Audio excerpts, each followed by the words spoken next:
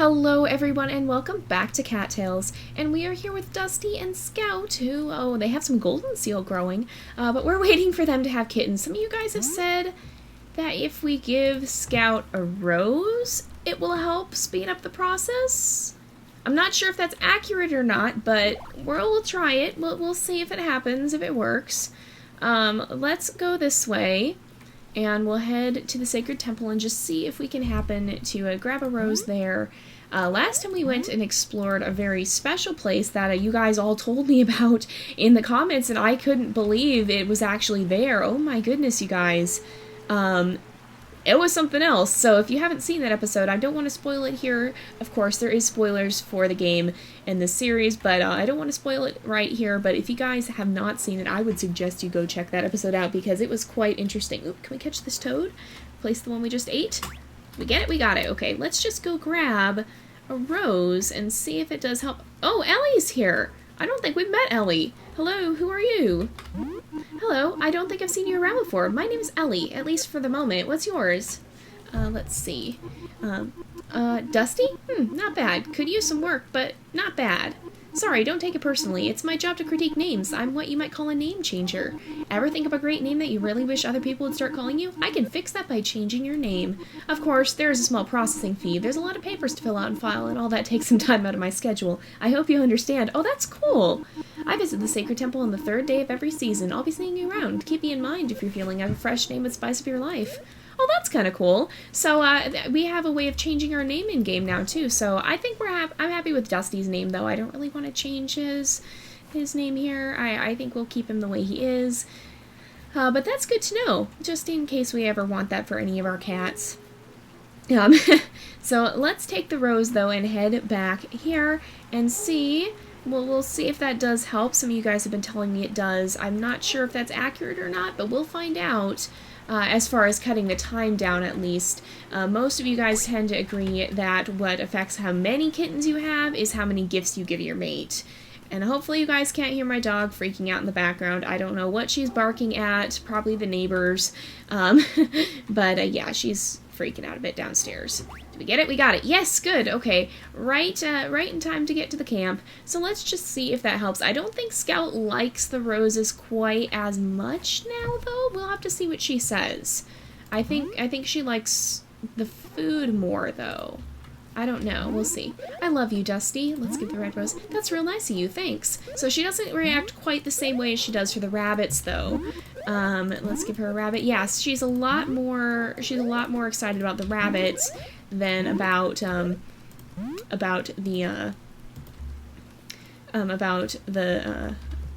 rose there. But we'll see if it helps. Some of you guys are saying it does. Let's come down here. There we go. Put those right there because I kind of like that. And then, oh yeah, we have this iridescent butterfly. Let's put that up in the treasure room we have up here and kind of organize that a little bit. So, oh my goodness, dog, please. Please, dog. Please don't do this to me. I'm so sorry, you guys. She does that on occasion. She's a very protective baby and we love her, but she sometimes well-meaningly goes a little too far. Oh my goodness. Alright, hopefully it's not too disturbing in the background. Let's see, what else do we have? We have another firefly we might put somewhere. Maybe we'll use it to, we'll put one up, we'll put one to light the garden here. And let that sit here and light the garden. It's not centered. We gotta center it. Otherwise it's gonna bother me. I don't know how much it would bother you guys, but I'm sure it bothers some of you guys. Oh no. It can be kind of hard to figure out where something is gonna actually drop when you put something down. That's centered that way, I think. It's just not centered this way. That's pretty good. We'll call that good enough. But yeah, let's see if we can do any last hunting. Oh, Scout has followed us outside. We'll see if we can do any last hunting. A lot of you guys have said you don't mind the hunting too much, which is good. I worry a little bit when we get to the point of a game where it becomes doing a little bit of grind work, where we have to do the same thing over and over again. I always worry if we get to that point in a game, and that's why some of our series have a lot of editing. But once we get through that, as long as you guys are fine with it, I don't mind it too much. I just always worry a little bit that you guys will get tired of it, and I don't want to do that, so I try to be a little cautious about that. But yeah, as long as you guys don't mind the hunting, we will keep doing it. I personally enjoy it. I think it's a very fun part of the game, and it's both very, what is the word I'm trying to use here? It's both very, it's beautifully simplistic, but at the same time very interesting. And I really like that about this game. It has quite a few, oh, there's a rabbit. It has a lot of depth to it, and I really like how much detail there is in this game, and I just scared the rabbit, and it's gone. Beautiful. That's wonderful. Oh boy. Let's, come on, mouse. Okay, get it? We got it. That one we got. Alright, let's eat too. We need to eat up a little bit, and we didn't even fully heal from our adventure yesterday, it looks like. Oh, we should sell off some of those shells too, because we have a lot of them. And let's see. I think we'll head this way a little more. We'll head back, because I think it's about time to sleep through the night. Oh, are we able to catch this mouse? No, we're not. Alright. Let's see. We'll head this way and then get back to camp here and try and sleep through the night to pass the time. Hopefully kittens will be soon. I can't imagine. It took 2 months for Scout to first ask the question if we wanted kittens. I believe it, or I say months, I mean seasons. But I can't imagine it would take that much longer here. Maybe that's what affects it, is how long it takes the first time is how long it'll take the next time. So we have a catnip. Oh, we didn't actually talk to Scout yesterday, did we? I forgot to do that because I got so caught up in giving her the rose that we didn't actually talk. Let's give her rabbits, though. We'll have to go grab 1 extra. We'll give her a rabbit. And does she like black hairs? Let's see. Because we have several on us. Let's just see if she happens to like them. She does like them. Okay, good. And let's chat as well. I love you, Dusty. Another foggy day. Equal parts good and bad to me. What do you think? The fog is quite pretty in this game. It is foggy, huh? It's quite pretty, but I can see why it could get a little dreary, too. It's nice for a change of scenery, and one day I'll figure out these drawers, I promise you. So, let's see. I think that's good. We'll go sell some of the stuff off, we'll put the catnip away, and hopefully, technically next time these grow, we'll be able to just gather them and then plant the next one, and then we'll have 4 catnip each time, which should give us a sizable amount of income from that. It looks like Ember's not here, so we'll go hunting first. And there is something down here. Here's a dove. There's a plant as well. It's just some valerian. The doves are also very good. They sell quite well. And let's see if we can catch this mouse. Nope, but maybe we can catch this mouse. Yes, we can. And, oh, that was a dove. I think we spooked it. We got the achievement Beginning Hunter. I imagine it maybe didn't count. It probably didn't count what we had before, because I would imagine by this time we'd be more than a Beginning Hunter. I'll have to see what it, what the achievement was actually for. Maybe it was like 100 prey or something. Let's see. Alright. We'll head up this way. And here we go. There we are. Let's make sure we try and catch this dove as well. Got it. And what's down here? That is a mouse. Should be able to catch it. These guys usually aren't that hard. Oh, unless we crash in the bush. Then that makes things a lot more difficult. And what's up here?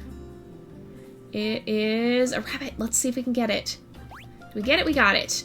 Alright, and down here, there is another rabbit. Okay. And a dove. Okay, we spooked the rabbit, but maybe it won't go all the way. It went all the way. Okay, we can try and catch this one, though. There we go. Didn't get it. Let's follow it again. It should settle down. It ran in a very good direction. I don't know what that was. That looks like, I think, a dove, maybe? No, it was another rabbit. We spooked it again. Oh, no. But it didn't go that far, thankfully. we get it? No, we're having terrible luck with this. Oh, please don't go all the way off the screen. Nope, it's gone. It's officially gone. We got it. We can try and catch this rabbit too. Got it. Here's a mouse and a dove. And we might be able to catch both if we're cautious. And we can catch this dove. There we go. What's down here? There's another dove. We're doing pretty well, actually. We didn't have such a great start with the hunting, but we quickly picked up, huh? Let's come see if we can... Nope, we didn't catch that one. And I think some of these mice might leave. We got this one first, though. And what about over here? The fog isn't too thick today, but I honestly do like the fog in this game. In some games it's really obnoxious, but it's very gentle and nice here. It's a very soft fog, and I do like it. And I imagine it would make the hunting a little easier too, because it would make it harder for the prey. Well, maybe not, because it'd be harder for us to see the prey, but it'd be harder for the prey to see us. I don't know. I wonder, do the weather conditions actually affect things like that in this game? That'd be cool if it was completely dynamic based off the weather system. That'd be really, really cool. Let's see if we can come this way. Alright, we can get that one. Didn't get the other. Two more have just popped in. Alright, here is a rabbit and a mouse. We did not get the rabbit, but we can stalk it. Oh, it's gonna go. Yeah, it's gone. Alright. Well, we'll try and catch this mouse at least. There's two mice.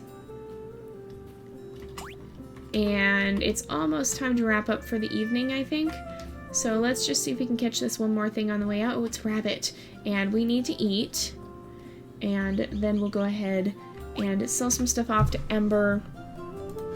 And then head back and sleep through the night, I think. There we are. Alright. And let's sell some stuff off. Hello to everyone. Let's visit the shop. We're going to sell some items. We're going to sell off most of these doves. I wonder how many doves we've actually sold to Ember, because it seems like it would be quite a lot. Let's sell these off. We'll keep the rabbits and the mice. I want to have a lot just in case it does get, in case this does drag out into the seasons where there's not a lot of prey. Maybe we'll hop over this way. And I sure hope it won't, but it could. So we'll gather that up. Is there any prey real close? There is something right up here. It is a crow. We'll see if we can catch this crow. Alright, there we are. And we'll head back. And let's see. Okay, here we are. And it's almost time for bed. We'll just give it a few more minutes. Just walk around the nest, kind of circle the nest, make sure it's comfortable enough, and then we'll sleep through the night. And a lot of you guys have been saying you actually haven't seen anyone get to the point of having kittens on YouTube or anything like that, and I can believe it because it's been quite the journey here. And so it might be a little bit. We'll have to see. Let's make sure we give Scout her rabbits again, because we want to have 4 kittens if possible, and I guess this is the way you do it, is by bringing back lots of gifts. I guess that kind of makes sense though, because in a way you're bringing back enough food. Most gifts are food. I don't know. It kind of makes sense. But let's go ahead and chat as well. I love you, Dusty. Only thing I don't like about summer is all the bees that keep buzzing about. I go to stand under a tree for shade, but then I see a beehive right above me and have to book it. It's just the worst. I really don't like bees either, Scout. They honestly scare me. I don't have a lot of phobias, but I don't like bees, or for that matter, anything that flies and stings. I appreciate their part in the ecosystem. I know they have a role to play, but if they could play it away from me, that would be great. I appreciate what they do. I just would prefer they keep their distance. And we have, I don't know if you guys have ever heard of these things. If you guys watch Brave Wilderness, you probably saw the episode on. You may have seen the episode on this, but we have where I live. We have these really, really scary things known as tarantula hawk wasps. They're so named because, well, okay, so context. I live in the desert. I live in the desert, and we actually do have like tarantulas and stuff. I've never seen one in the wild, but we have some scary stuff that lives out there, like tarantulas and rattlesnakes and stuff. So there's some of those classically disturbing creatures, if I may word it that way. They're still, of course, they're still important in the ecosystem. I still appreciate what they do, but it's the sort of thing, again, I like what you do, please do it away from me. I prefer if they play their role in the ecosystem at a little bit of distance. But basically, tarantula hawk wasps are so named because they are a wasp that preys on tarantulas. So they are huge. They are about 2 to 3 inches in size, probably, in length, and they are pure black with orange wings. They are massive, and their sting is considered the second most painful sting or bite in the insect kingdom, second only to the bullet ant. We have them. I've seen them in my yard. So that's always the scariest thing. Oh, we got the beginner gatherer achievement as well. So we have some creatures in this desert that I'm not, they scare me a little. We keep getting just a little tiny bit too close. But yeah, if it flies and stings, I just want it to do its thing away from me. I want it to live its life in a relative distance. We actually had a beehive at one point that we had some bees that started making a hive, under the eaves of our house, kind of. There's a part where the eaves of the roof meet our patio cover, and so it creates this nice little tunnel enclosed area, and we had bees that went in there, and oh my goodness, it's a blue jay. We had bees go in there and start making a hive, and so that was interesting. Oh man, we missed it. But yeah, it was both fascinating and kind of scary because we didn't know what kind of bees they were. There's normal honeybees. They won't really cause you any trouble unless you do something to make them perceive you as a predator. They're probably not going to do you any harm. So if you step on a bee, it's probably going to sting you. If you get too close to the hive and disturb it, it's probably going to sting you. But it's not going to go out of its way to attack you. Then there are Africanized bees, and that's the scary kind. Those bees, I think, they're one of the more lethal species. They have I don't know if they're more venomous or not, but they're more aggressive.